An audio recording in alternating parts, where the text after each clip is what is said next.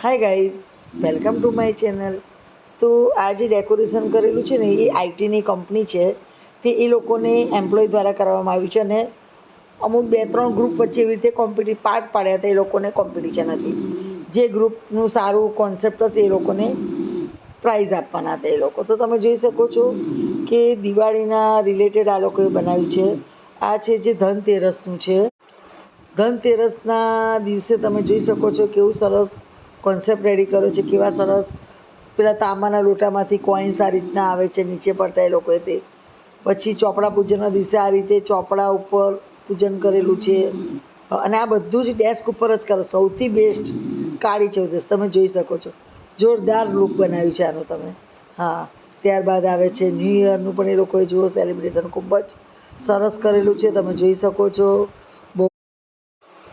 બહુ સરસ કોન્સેપ્ટ તૈયાર કર્યો છે.